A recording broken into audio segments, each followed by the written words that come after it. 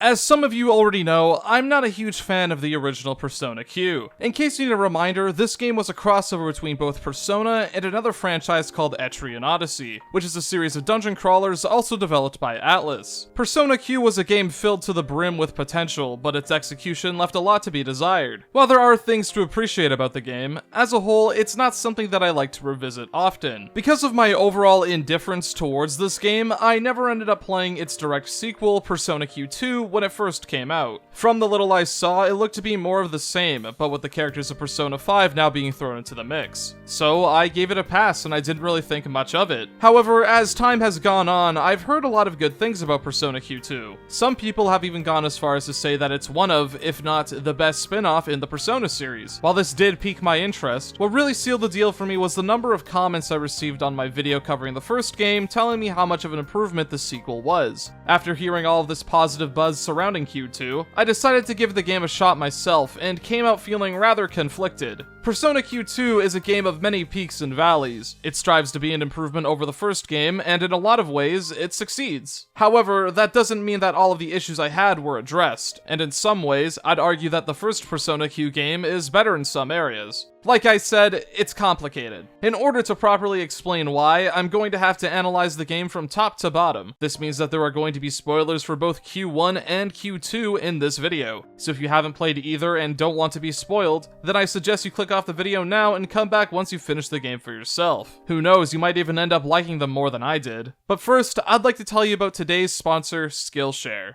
Skillshare is an online learning community filled with thousands of inspiring and creative classes for those who love learning. Whether that be art, music, creative writing, animation, and many more, if you're looking to deepen existing passions or discover new interests, Skillshare offers a variety of classes to help you develop those skills alongside like-minded creatives. A class that caught my eyes was the Ultimate Self-Care Playbook, Discover and Nurture Your Centered Self by Jonathan Van Ness. I find that I easily get wrapped up in my work and forget to schedule time for myself. Jonathan's class is dedicated to teaching you how to take care of yourself both physically and mentally. His class taught me a lot about how to invest time into myself, how to create a plan around my schedule, and most importantly of all, how to properly stick with my self-care. Skillshare is curated specifically for learning, which means that there are no ads so you can always stay focused and feel like your time is valued. And that's just the tip of the iceberg, since Skillshare is constantly launching brand new classes, so there's always something new to discover. What's also great is that they're doing a special offer right now. The first 1,000 people to click the link in the description will get a 1-month free trial of Skillshare, so you can immediately go and start exploring your creativity. Once again, a major thanks to Skillshare for sponsoring today's video. Persona Q2 handles its story a bit differently than the first game. Unlike in the last game, the main protagonist is fixed. While it was cool that Persona Q1 allowed you to play as either Makoto or Narukami, it didn't really affect much in the grand scheme of things. It only really had an impact on the opening hours, and some scenes played out a bit differently. I'm not necessarily losing sleep over this change, but I thought it was worth mentioning. Our story begins with the Phantom Thieves going on a routine trip to Mementos. While the mission goes smoothly at first, things suddenly take a turn when Morgana suddenly loses control and drives the group into a movie screen. Upon waking up, the Phantom Thieves find themselves in a mysterious city. Before they can get some answers, the group is attacked by shadows and is forced to retreat into a nearby portal, transporting them into an empty movie theater. However, it's quickly revealed that they aren't alone, as they come across a few other people that are also trapped inside this theater. There's the cinema curator Nagi, the reserved film buff Hikari, and finally, there's the silent projectionist Do. After some investigation, the group learns that the only exit is chained by 4 locks, and the only way to unlock the door is by venturing inside every movie and changing their outcomes to a happier ending. With each film successfully changed, Do is able to create one of the keys needed to break the locks. As the Phantom Thieves explore each dungeon, they eventually come across both Seize and the investigation team, who are also mysteriously transported into one of these movies. Not only that, but very early on, we find out that the female protagonist from Persona 3 Portable has also found herself trapped inside the theater, and teams up with the Phantom Thieves so that she can search for her comrades. And with that, the goal's in sight. It's up to the 3 teams to join forces so they can clear out the 4 labyrinths in order to return home. To those who've played the first game, you might be getting a little bit of deja vu. That's because, aside from a few specific details, the basic premise of Persona Q2 is very similar to the first game. But it doesn't just stop there, since not only does the story share the same basic setup, but even some narrative beats might feel very familiar if you've played the first Q game. However, there are enough fresh ideas here to allow the story to stand on its own 2 few feet. For starters, every dungeon now features its own self-contained story. This lends Persona Q2 a more episodic feeling than the first game did, and I find it to be a lot more interesting as a result. These dungeons also serve a much stronger narrative purpose, but before I go into detail as to what those themes are and the quality of their execution, I think we should go over the gameplay aspect first, since there were some alterations made.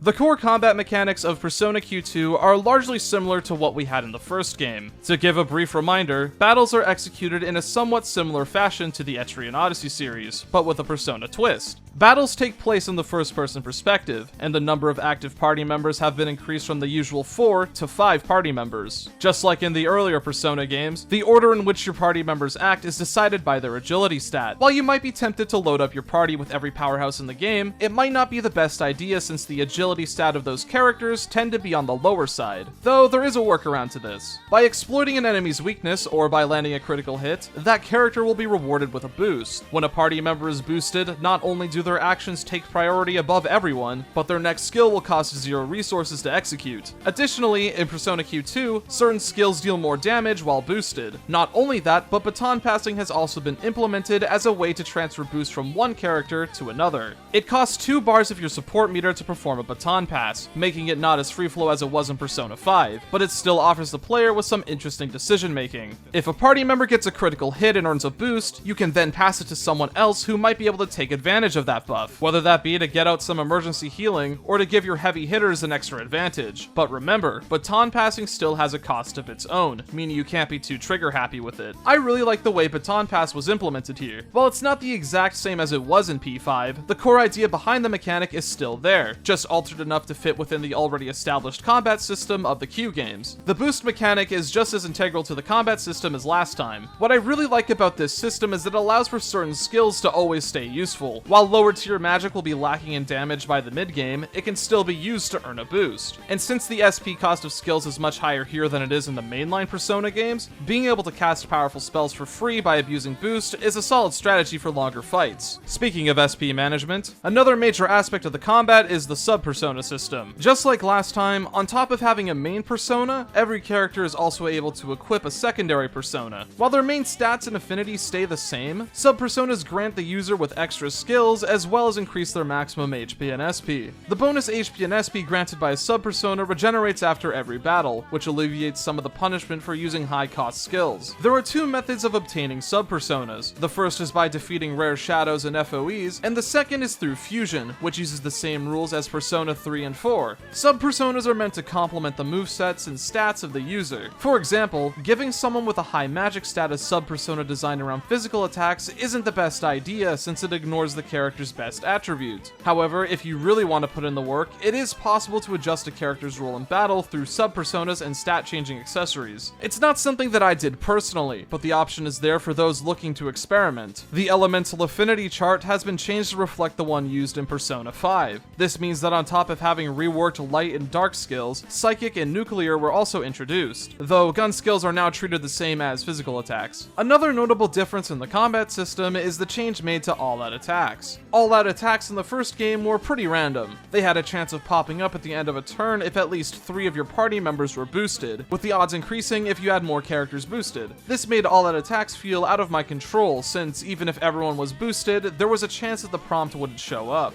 Q2 changes all-out attacks to be more in line with the main Persona games. Whenever you hit an enemy's weakness, on top of getting a boost, they'll also be knocked down. Knock down every enemy and there you go. This small change made to all-out attacks make them inherently more rewarding, since it relies exclusively on the player's knowledge rather than being a reward for getting lucky. The final new combat mechanic to talk about is the unison attacks. Think of them as a precursor to Persona 5 Royal's showtimes. These are special team attacks that have a chance of occurring when you earn a boost without knocking down an enemy. Unison attacks all come with their own special effects to help distinguish them. These range from strong single target damage, splash damage, and even upgraded support on a few occasions. The unison attacks you'll get is determined by the current members in your active party, and more can be unlocked by completing side quests. Unison attacks are such a fun addition. They follow the rule of cool. Sure, unison attacks aren't complex or that interesting mechanically, but they easily make up for it in just how flashy they are. I love seeing how the different characters' personalities play off each other in these these animations. As I said, the core of the combat system is largely the same as in the first game, but there are enough changes and new ideas to give Persona Q2 an extra edge over the original. However, because these games share a lot of similarities, Q2 still ends up falling into a lot of the same trappings. Let's run down the list real quick.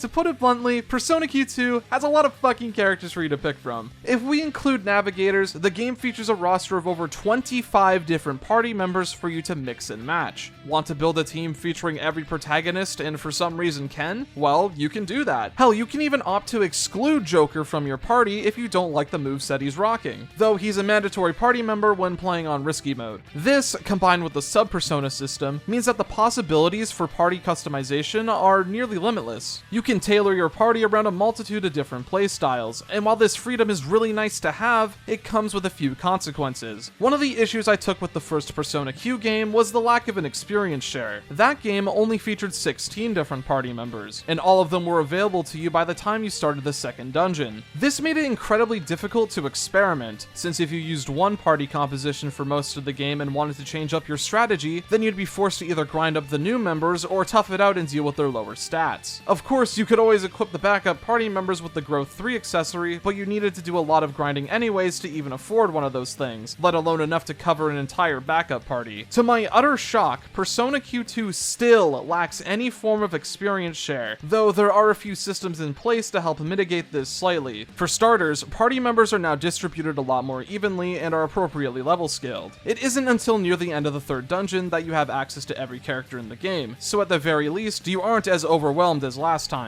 The character motivation system also exists to help mend this issue. Whenever you're about to enter a dungeon, there's a chance that some of your party members will be motivated. This grants them with quite a few bonuses, such as raising the extra HP and SP provided by a sub-persona, increasing their critical hit rate, and most importantly, increasing the amount of experience they earn at the end of a fight. However, this status doesn't last forever, since it'll go away upon leaving the dungeon. Another form of catch-up exists in the growth incenses. These are consumable items that'll instantly bring one character up to Joker's level. While these items are incredibly useful, because of their scarcity, I found myself somewhat unwilling to use any of them for most of the game. The only time where I would pop a growth incense was just before a boss battle, since it would let my main damage dealers catch up in case they were benched for that dungeon. Excluding DLC, there were only about 10 of these items in the entire game, and there was no way in hell that I was going to waste any of them on a character that I might not even end up liking. Sure, I could always save scum or look up a party member's potential moveset online, but this doesn't just magically negate poor design choices. I just don't understand why there isn't a shared experience system. Clearly someone at Atlus thought this was a problem because of the inclusion of these catch-up mechanics, but it's the equivalent of putting a band-aid on a bullet wound. While I can appreciate that attempts were made to fix this issue, the solutions given aren't enough to nullify the problem. Another problem plaguing Q2's combat is its inconsistent difficulty curve. To give credit where it's due, for the most part, Q2 does a much better job at balancing the combat, for most of the runtime anyways. In Persona Q1, light and dark magic were incredibly overpowered, since a good majority of enemies were weak to it. This made Naoto one of the best characters in the game, since she completely trivialized most random encounters.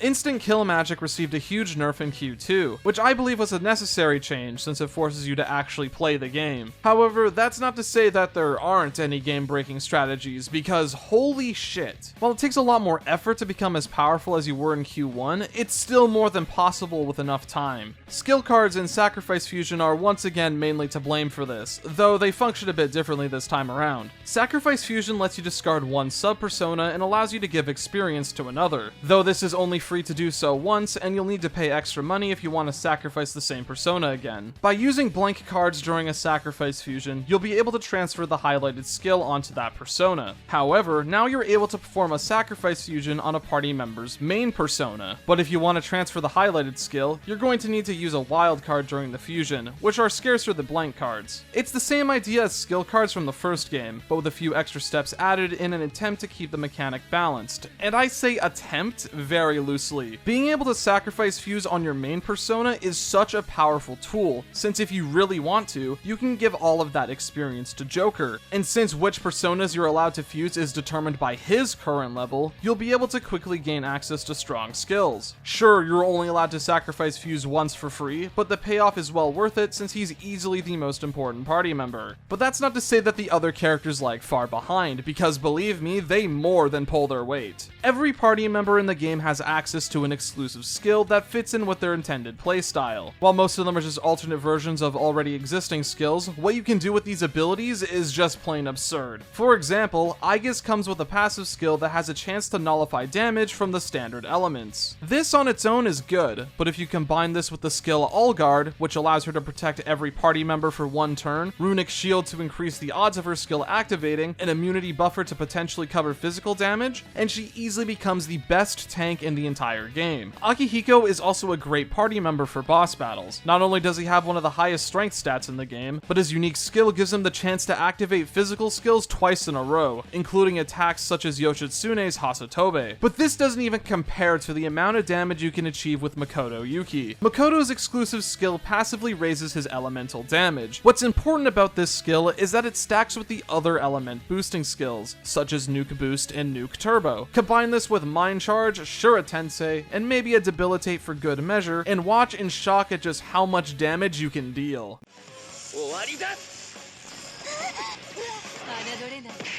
Yeah, Persona Q2 isn't exactly what I would call a balanced game, but to be fair, it does take a lot of effort and knowledge to get to the point where you're dealing this much damage. Despite how easy the combat can get, I honestly found it rather fun experimenting with different builds to see how much damage I could do. Blame it on my ape brain. I like big numbers, and the game gives me the tools needed to see even bigger numbers. Something that I find really weird about Persona Q2 is that the first dungeon is strangely unforgiving. Not only are your options limited, but the enemies here deal bucket loads of damage, and can even one-shot certain characters if you're unlucky. Even if you know all of the enemy's elemental weaknesses, you might not be able to finish the fight with an all-out attack before they end up getting a turn of their own. But this doesn't even compare to this dungeon's boss battle. Super Kamoshida Man is insane. The difficulty spike of going from the random encounters to this fight is absurd. Not only does Kamoshida Man have powerful attacks, but he also gets multiple turns which he can use to effortlessly wipe out your party. But the worst part about this fight is that he's able to put party members to sleep with one of his attacks. If you're unlucky enough for this to happen to your line guard user, then you may as well just reset the game. Kamoshida Man, without a doubt, is the most challenging boss fight in the entire game. In all honesty, I don't find most of the bosses to be as difficult as other people say. Not even the optional super boss gave me much trouble. But Kamoshida Man is the sole exception to this, since it was the only time where I felt it was necessary to grind beforehand so I can go into the fight with some better skills. Even with the preparations, I still struggled a lot, and felt as though I only won because I got lucky and landed poison. At the very least, things started to get more comfortable by the time I entered the second area, but god damn, I don't think I ever want to do this fight again. While the combat mechanics are solid, something that I was dreading going into Q2 was the dungeon crawling. If you've seen my video on the first game, then you know that while I liked a lot of the ideas present, I wasn't a huge fan of their overall execution. I thought that the later dungeons were far too complex for their own good, and ended up becoming more frustrating than interesting as a result. However, much to my surprise, I ended up enjoying the dungeons here a lot more than I was expecting to. Just like last time, there are a total of 5 different dungeons to explore, which all vary in terms of length and complexity. While Q1 features dungeons inspired by festival exhibits, Q2 instead takes inspiration from different film genres. Kamoshida Man is the superhero genre, Junesic Land is from disaster movies, Aegis is sci-fi, and finally, Hikari is for musical theater. The only outlier to this is the final dungeon, which more so reflects the aesthetic of a movie theater rather than a film. The core exploration mechanics, much like the combat, is practically unchanged. Dungeons are presented in a first-person perspective, and encounters are completely random, though you're given a countdown prior to an encounter to act as a warning.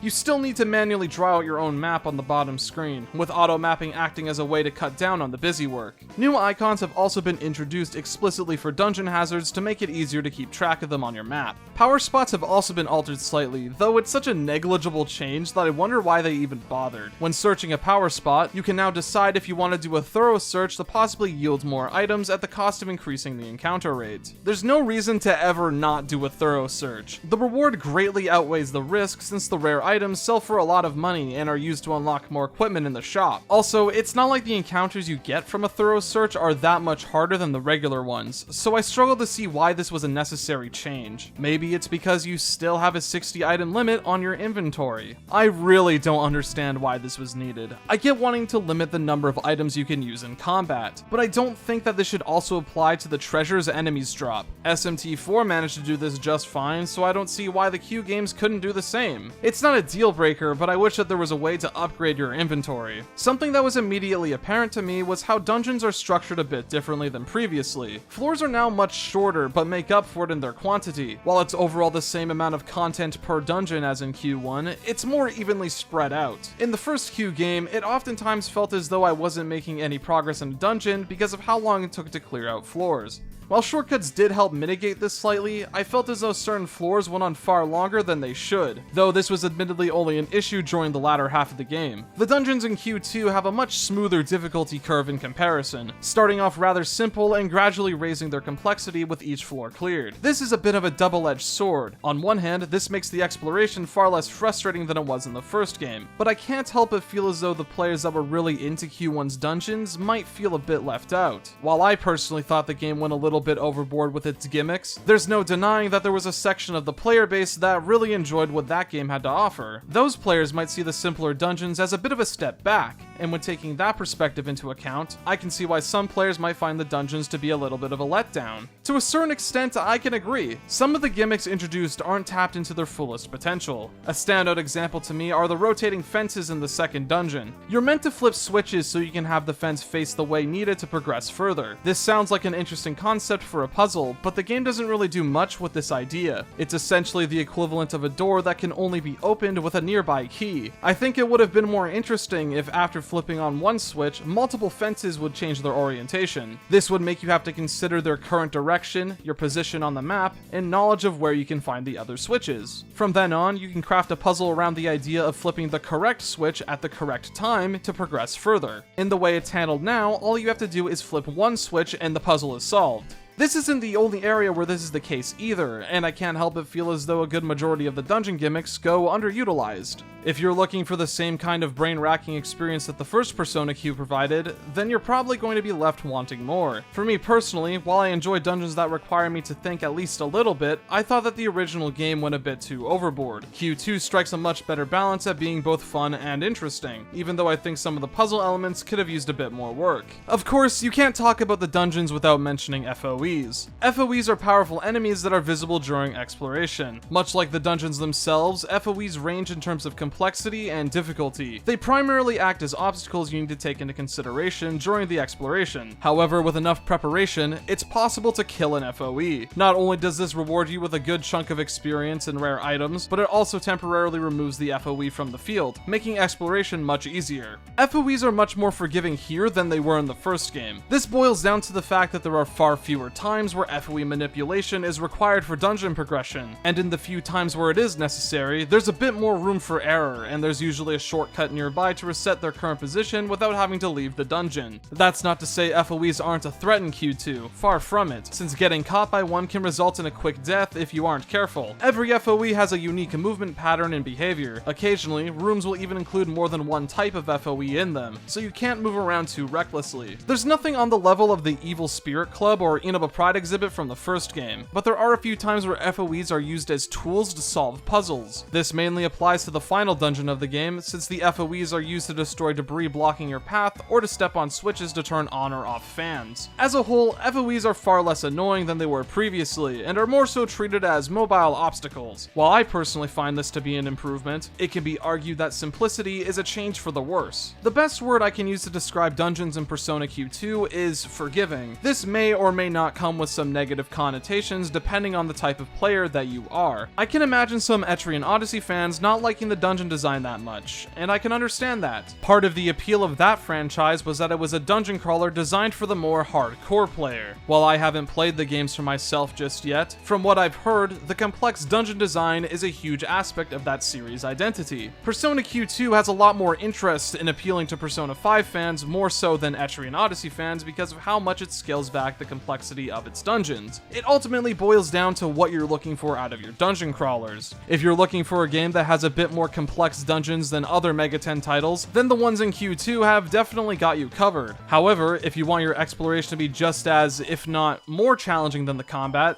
then you're going to be left wanting more. For me personally, I like the dungeons, but feel as though they might play it a bit too safe in a few areas. Just like in the first game, Persona Q2 features a myriad of side quests for you to tackle. There are 45 special screenings in total, and each of them rewards you with a few gameplay bonuses. These range from exclusive materials to sell to Theodore so you can buy new equipment, unlocking special fusions, and gaining access to brand new unison attacks, which is the most common reward. Every time you finish a set of side quests, you'll be challenged to a fight by one of the Velvet Room attendants. By coming out on top, you'll receive even more rewards, such as increasing the maximum number of sub-personas you can hold, allowing the boost state to carry over to other battles, and increasing the amount of experience earned when finishing the fight with an all-out attack. This is also how you unlock the character's ultimate personas, which are very useful for the final area of the game. Not only does this upgrade shed most of your weaknesses, but every party member's exclusive skill is upgraded. This happens automatically for the protagonists, but the other characters will need to be at least level 55 to awaken. Once you finish all of the side quests in the game, you'll unlock the game's ultimate boss fight where you fight all 5 Velvet Room attendants sequentially. As I already mentioned, this boss isn't very difficult, since at this point in the game, you can easily deal enough damage to straight up one-shot each phase. But I'd be lying if I said that it didn't at least feel good to do so. You're heavily encouraged to tackle as many side quests as you can, since the rewards you earn are very helpful throughout the game. However, the quality of these missions leaves a bit to be desired. Most of them boil down to variations of the same ideas. You're placed in an isolated section of the dungeon and are tasked with either finding an item or killing a specific enemy.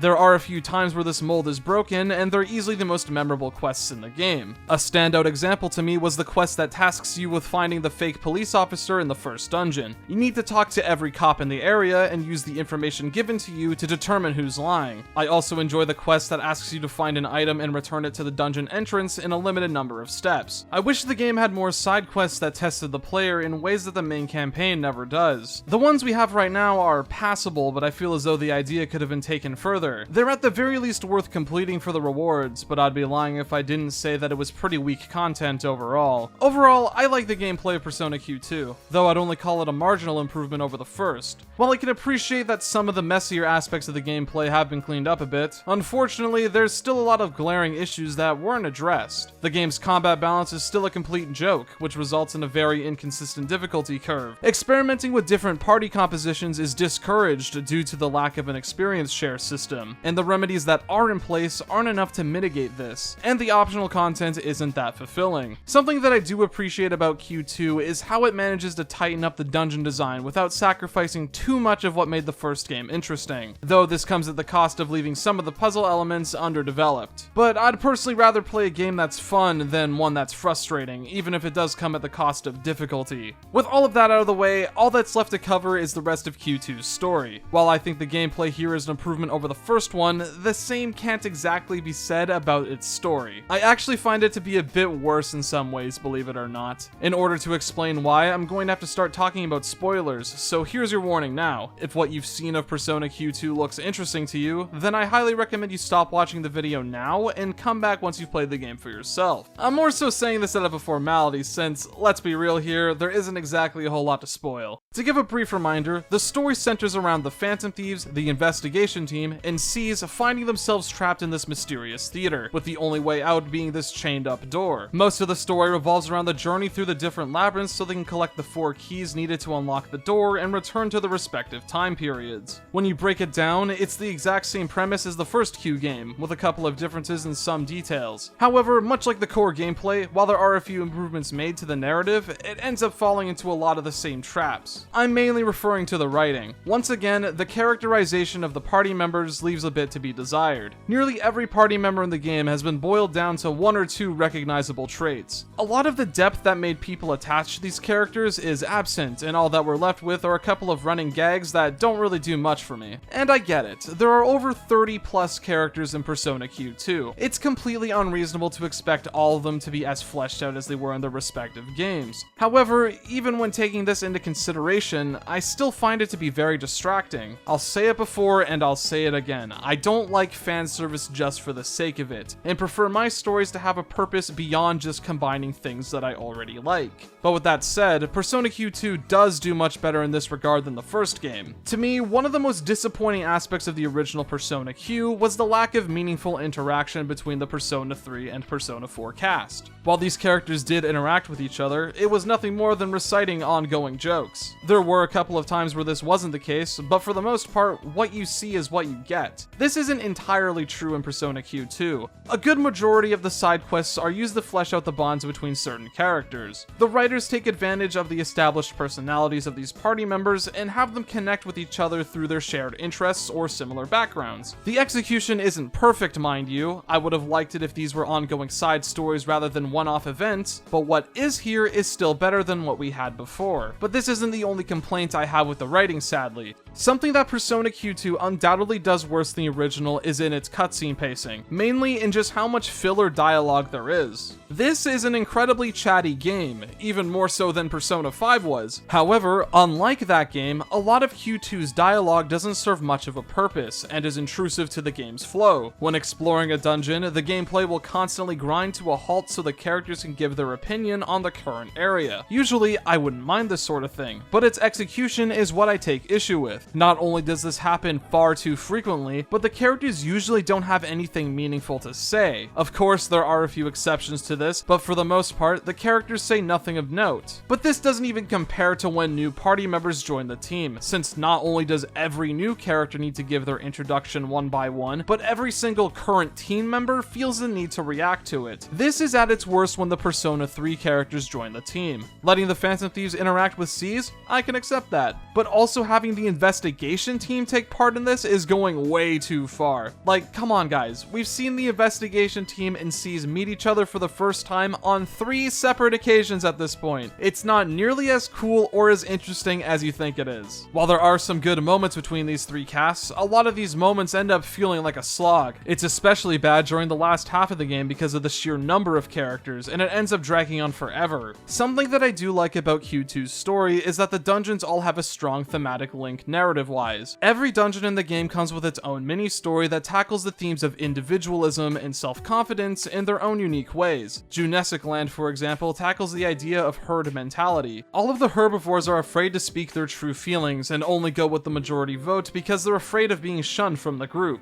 Aegis is about a robot that gains the ability to think freely, but is seen as a malfunction by those around her. The core idea behind all of these stories, and Persona Q2's narrative as a whole, is to not shape yourself around what is considered the norm if it doesn't bring you happiness, and that you should be proud of who you are regardless of what others might think of you. I think this is a good message to have, especially in a game starring a cast of characters in their adolescence who are still figuring out their place in the world. However, Q2's message doesn't quite stick the landing for me. This is because the main theme of the game ties directly into Hikari, who's a character I don't think got the development necessary to make it have a lasting impact. Hikari doesn't get much screen time throughout the game, and it isn't until the 4th dungeon that her character starts to be explored. While I enjoy the musical theater presentation of the dungeon, it ultimately ends up being an exposition dump of Hikari's backstory and personal struggles. We learn that Hikari has aspirations of becoming a film director, though throughout most of her life, she was told by her peers and family that it was a dream not worth pursuing and ostracized her for it. That is, everyone except her father, who fully believed in her aspirations, and was the only one in her life to encourage her. However, due to a misunderstanding, Hikari would go on to believe that even her own father turned his back on her, which sent her down a downward spiral of depression. This is where Nagi steps in, whose true identity is the goddess Enlil. Enlil has power over the collective unconscious, and is attempting to use that power to give people an escape from their struggles, trapping them inside of the theaters so that they won't need to face the hardships of the real world. Do is also meant to represent Hikari's father, and his personality is reflective of her current mental state and how she perceived her dad. The story surrounding Hikari is pretty interesting, but as I said, all of it is dumped on us near the end of the game. It's true that the thematic link has been present throughout most of the runtime, but I'll be honest, I don't really care about Hikari that much as a character. This is primarily due to the lack of interaction we had with her. Prior to the 4th dungeon, Hikari is pretty much a non-entity. I get that this is indicative of her closed-off personality caused by her emotional trauma, but there aren't many Hikari-focused scenes before this revelation. This might surprise some of you, but I actually think Persona Q1 did a better job at this. Regardless of what you thought about them as characters, Zen and Rei had much more time dedicated to them throughout the game. Not only were there side quests involving them, but what really helped was that they actively joined in on the dungeon crawling. Since Zen and Rei were integral to the story of that game, the time spent endearing us towards those characters made their personal struggles have a lot more impact. Hikari doesn't get the same benefit, and the story suffers as a result. She feels less like a character, and more so like a vessel meant to represent the game's game's core themes. I'm not trying to discredit those who find Hikari's struggle relatable or anything. If what's here now is enough to get you to feel sympathy for her, then that's good. However, I would have liked to have seen more done with her character, since I find her to be a bit on the bland side. And since the plot ultimately revolves around her personal struggles, I think that it's a bit of a problem. It's not like it even matters that much, since the game's events are wiped from everyone's memories by the end of it. And that's all for Persona Q2. If you can't tell, I'm pretty mixed on this game, but I lean more on the side of liking it. Though with every step forward Q2 takes, there's another aspect of the game that holds it back.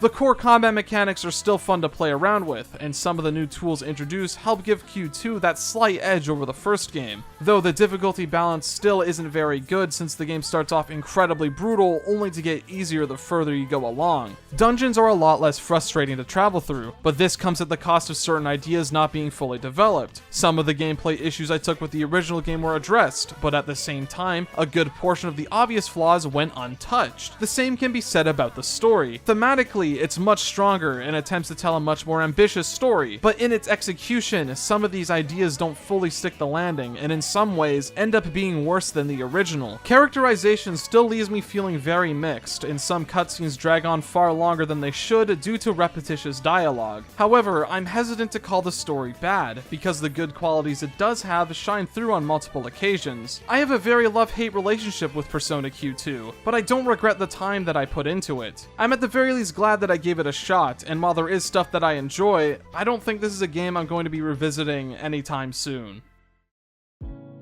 Hey everyone, thanks for watching. I'd like to give a special shout out to all of my channel supporters whose names are on screen now. It's because of these lovely people that I'm able to make videos at the pace I do currently. These videos take a while to make, so if you're at all interested in helping out and donating, you can do so through my Patreon or channel memberships. I have a few things I can offer in return, such as early video access, a special Discord role, and even some behind the scenes content on occasion. Every donation helps, and if the rewards I mentioned sound interesting to you, then you can find out more by following the links in the description. In terms of future projects, the next video is going to be on either Devil May Cry 4 or Devil Summoner's Soul Hackers. I'm not sure which one I want to do first, but I'd like to get the Soul Hackers video out before the second game releases. Also, don't think that this is the last Persona video on the channel, since I do eventually want to make a video ranking all of the games, since some of my thoughts have changed a bit since the original videos came out. I'm not sure when I'll do that, but expect to see that sooner rather than later.